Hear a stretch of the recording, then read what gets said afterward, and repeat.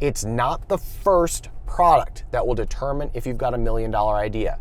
It will be the additional products that you launch and the repeat customers that come back. What's up, f***ers? Today, I'm gonna show you some examples of brands that launched and crushed it out of the park. We're gonna break down their strategy for how they got attention, how they got people ready to buy from them before they even have product ready for sale. I'm also gonna show you a couple of examples that didn't go so well so that you can learn from their mistakes. If you do these 3 things before you launch, before you spend any money to bring the product idea to life, it's pretty much a guarantee that it's gonna be successful. That doesn't necessarily mean it's gonna be a multi-million-dollar business that sells for hundreds of millions of dollars, but you stack the deck in your favor to make sure that, you know what's funny is that's gonna be the example later of the one that didn't do the 3 things and it failed. So that was kind of serendipitous that it fell. I'm looking for a book. This is my Pinewood Derby cup. Ow. This is my baseball card collection. We're gonna find a copy, Alex. I think I have one upstairs. Well, shit. Aha! Oh, look, it was right where we started. It was literally 3 feet from where we started the video, Alex. The irony. But you came out of the closet, that's all that matters. I am not a homosexual. I'm a straight man. I'm a very available, disease-free straight man. Fairly successful, a bit awkward, funny. F you. All right, so this book is a classic. I make clients and students read this. It's called Ready, Fire, Aim. And basically what the author of this book argues is that you should launch one product in the marketplace just to get customers. And once you get customers, they will buy other products later. Seems really simple, right? But the takeaway here is that your $1 million idea is not necessarily the first product that you bring to market. It may be the 2nd or 3rd product that you bring to market. So you should never, ever, ever start a business with just one product idea. This is a really good example. We're about to run to the store to show you some other examples, but this is one of my brands that I personally own. And this product, when we launched it, it did about 25 sales a day. That's pretty good. That's not bad, but it's not a $1 million product. It became a $1 million product later after we launched other products, because some people bought the 2nd product and then discovered that we had something else for sale. Or someone saw an influencer talk about product number 3 and they didn't like that product, but they looked up the brand and they saw that we had a really good fat burner. It just meant that it needed time and other forms of exposure that come from launching additional products. Judge the business idea based on the group of products that you're gonna bring to market. And you know you've got a winner when you can name at least 4 products that brand will sell to the same customer. So Ryan, what do you do now that you are a multimillionaire and you got so much muscle and you got all these followers? What do you do to find joy and fulfillment? I go to Target, motherfucker. What else? What better joy could there be than going to Target and looking at the brands that are now emerging? Nothing. Nothing could be better than that. This is why I'm alone. Well, that and probably a bunch of like attachment issues with parents and I don't know, like maybe a little bit of high egotism or narcissism. Is that what the ayahuasca told you? No. The ayahuasca told me something very different. All right, so this product right here, these are blue blocker glasses. Basically blocks blue light waves that prevent your brain from making melatonin. It's science.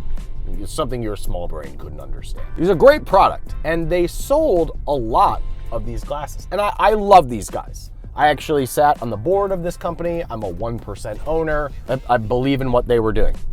But they never defined up front who their target market was gonna be. They never were able to define what those additional products could be sold after somebody bought blue blocker sunglasses. So they really struggled to scale beyond the first million or so. Now the thing is, if they had just said, all right, we're a light company. We block blue light, we sell red light devices, we sell lighting in your home that is optimized for whatever effect, that would have been a great brand. They also could have said, we're a sleep company, so we're gonna sell mattresses and Melatonin supplements, that would have done really well too. But because they never defined it up front, they struggled to break through after this one product. Can we buy an air fryer while we're here? I don't know. Should we do it? We could do it. We could do it. We could buy an air fryer while we're here. We could do it live on YouTube and say, like, why did I choose that air fryer?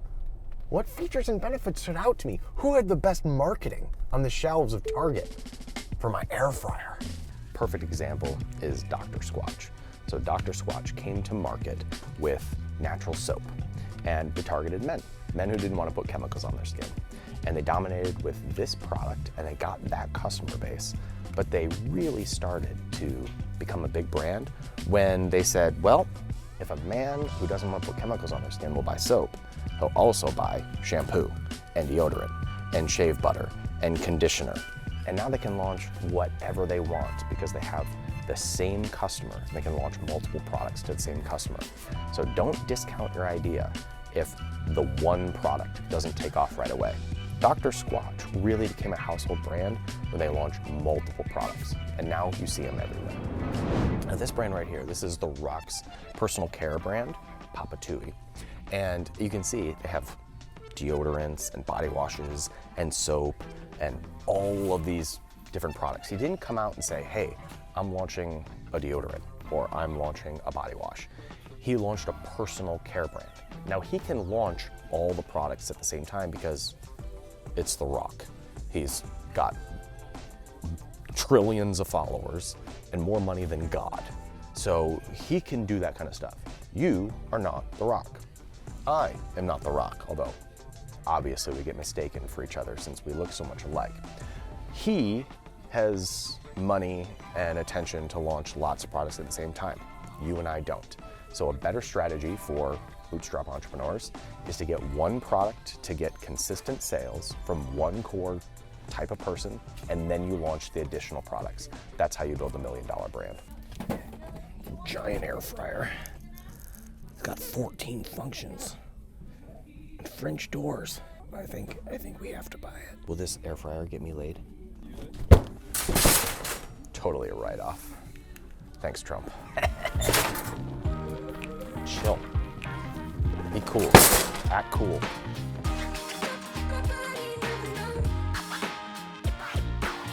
So here's what's happening to me right now. Okay, here's a beautiful example.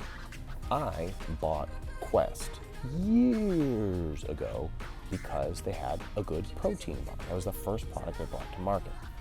Now they have a new type of bar, and I'm sitting here checking out. They got like Cheez-Its, and they have the peanut butter cups. Like, I want to buy all their products because I had good experience with one.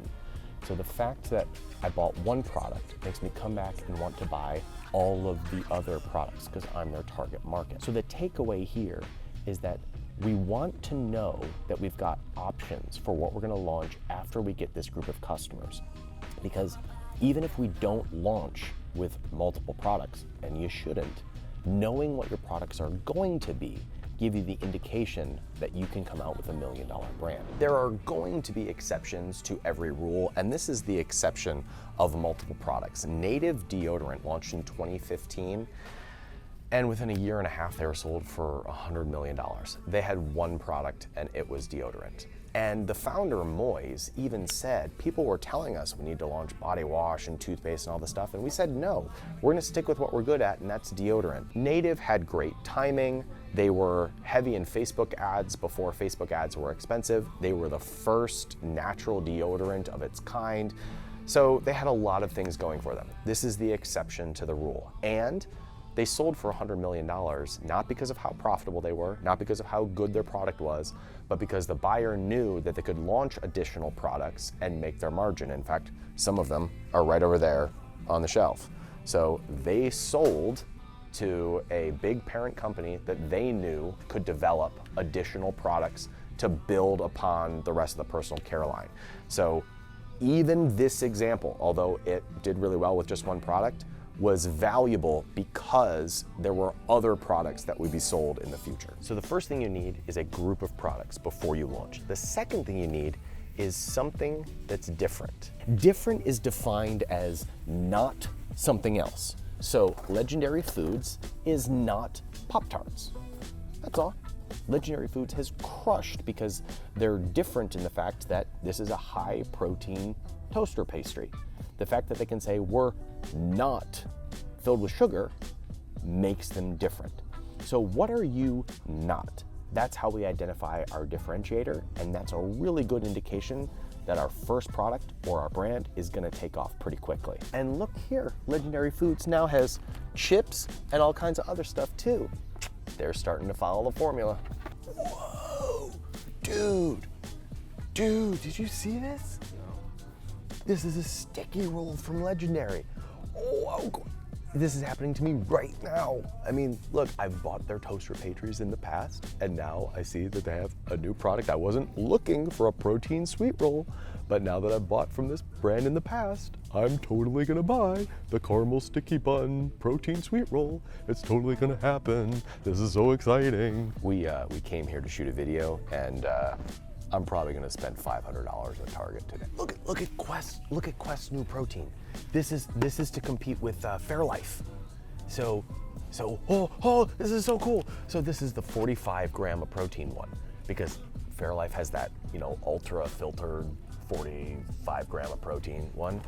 This, yeah, there you go. The ingredient is ultra filtered non-fat milk.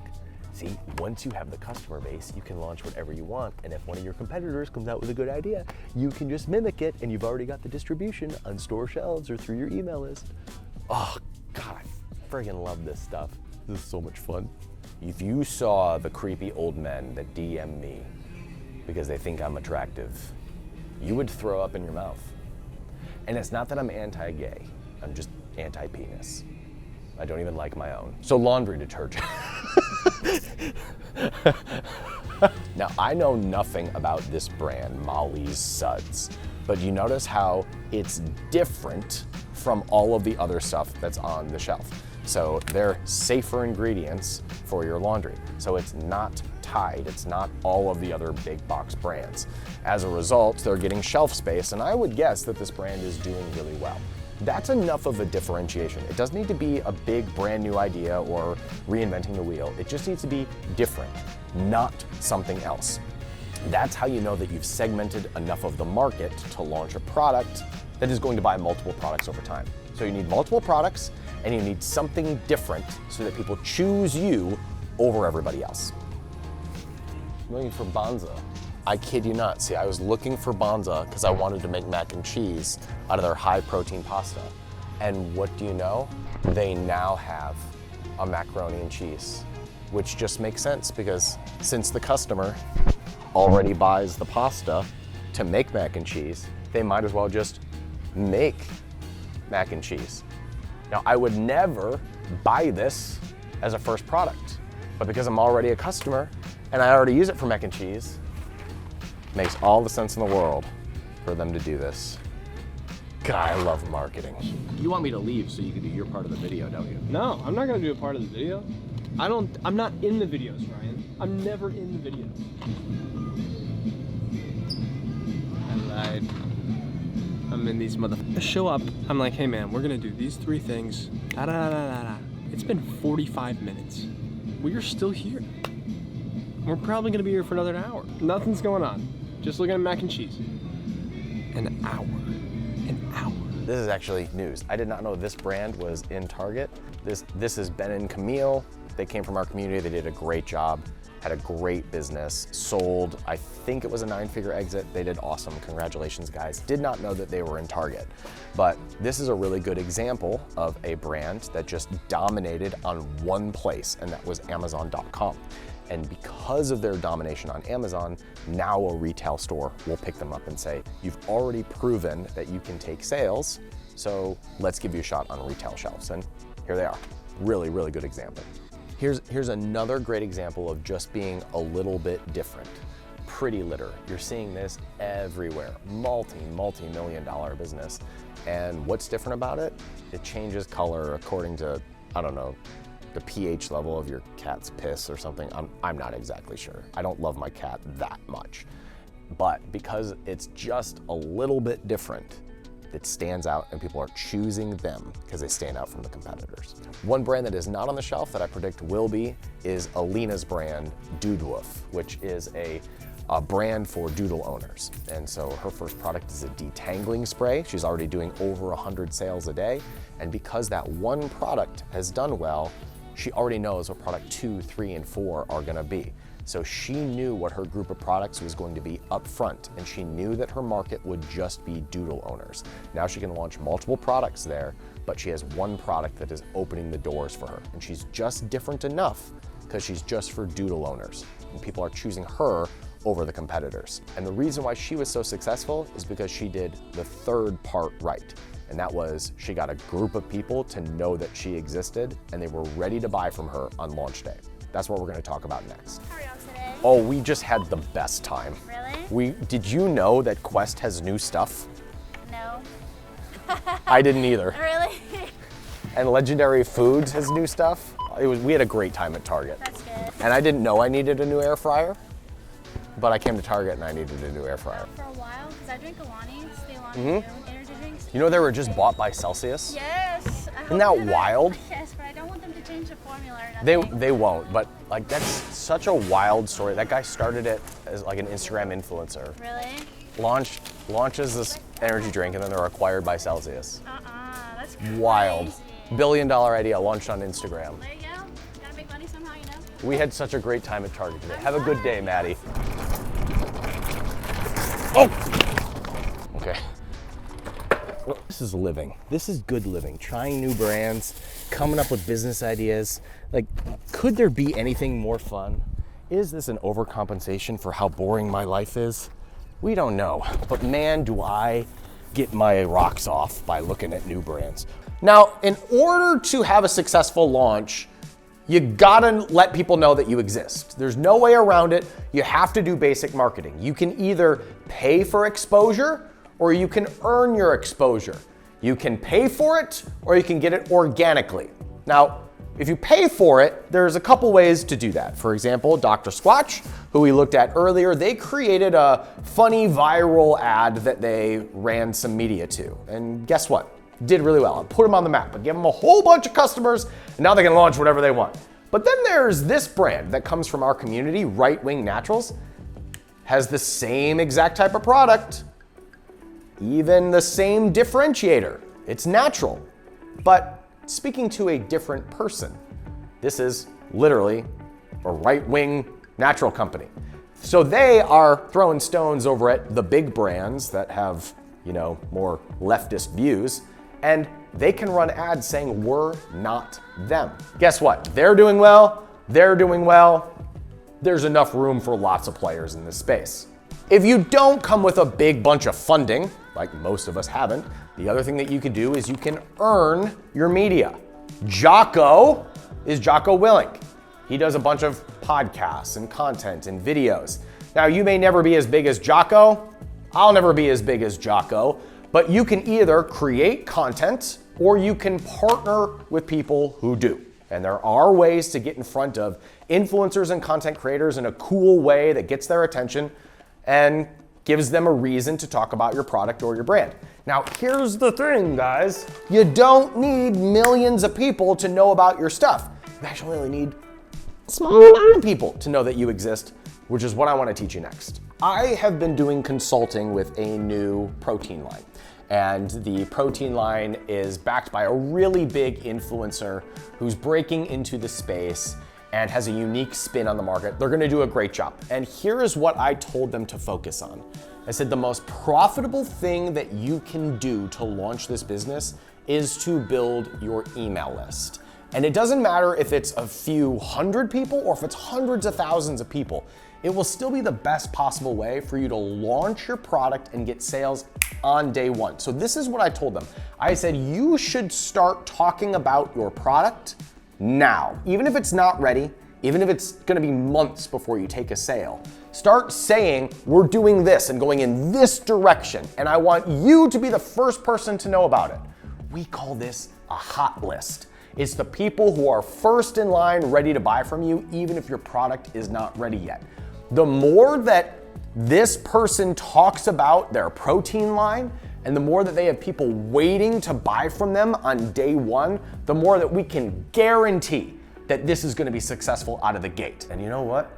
Some people that we work with don't even have their product ready yet. They take pre-sales on Kickstarter or their own website, and they just tell their customers that it won't be ready for months, but they take the money up front and they fulfill the product later. Oh, by the way, CBum is not who I'm consulting with. It's just the closest example that I had. If you know what products you're gonna launch out of the gate, and you have something that's different from everybody else, and you have people ready and waiting to buy from you ahead of time, I can virtually guarantee that you're gonna have a successful launch. And you might even be sitting on $1 million idea. There's only one other thing you need, and that's that you gotta have some way to collect a sale. And unless you're one of the rare exceptions, the best place to take your sales, probably Amazon.com. Why? Because they're better than you. You and I cannot make landing pages that convert better than Amazon listings. We cannot create a platform that has more customers than Amazon. And we sure as hell can't create a shipping system that fulfills packages faster than Amazon can. Just put your product on Amazon and take the sale. It's the fastest way to get in business, and most people have their credit card there and want to buy from them anyway. Just do the simple thing and put your product on Amazon. Once you launch, there is something that you should be prepared for, and that is you will get a ton of sales out of the gate, and then things are gonna die down. You only get to launch one time, and then the real work begins. There are things that you need to do after you take your first sale in order to keep that momentum going, because every single brand launches and then has this decline in sales right after, and they wonder, well, what do I do now? That's when the real business building begins. Your business doesn't launch and then take off and make $1 million. Instead, you will launch, and that gives you the starting point to begin the work of growing to the first million. So what do you do after you launch, after you take the first sale?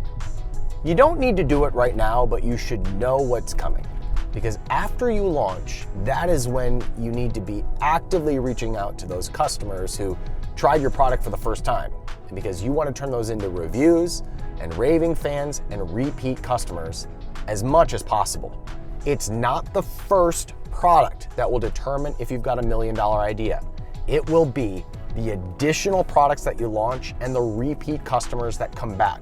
And it will also come from those who really love what you got and tell their friends about what you offer.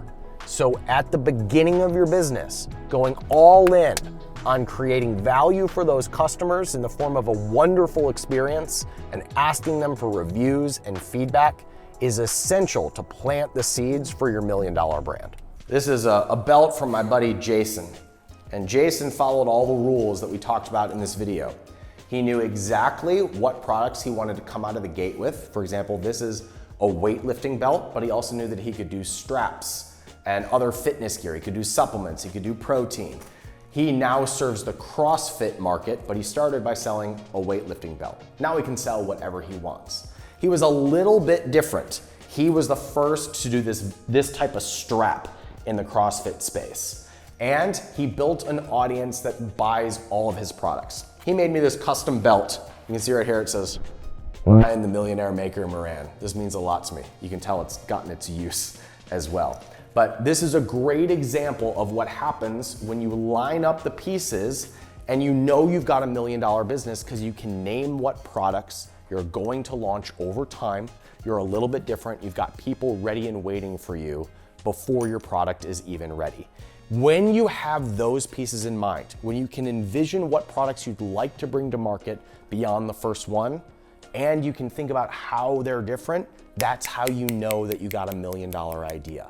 From there, it's all about getting people to know about who you are and getting them on an email list ready to buy from you. That's how we launch. It's how we get a product into the marketplace, and that's how we start the process of getting customers to come back and leave reviews and get repeat buyers. That's where it starts. It's where the real work begins. So if you've got the core products that you want to bring to market, put them down in the comments. My team and I do look at those comments, and I do have opinions about what types of products and what brands will work in the marketplace. So if you put your product ideas and where you want to take your dream, we can point you in the right direction to another piece of content or something else that we've created that might help you get off the ground and launch your $1 million idea. We've got hundreds of case studies of people who have done it, and we'd love to serve you on your journey. If you found value in today's video, please let me know by including it in your comment below, and I help entrepreneurs build $1 million businesses. If you're on that journey, subscribe to the channel, and I would love to support you.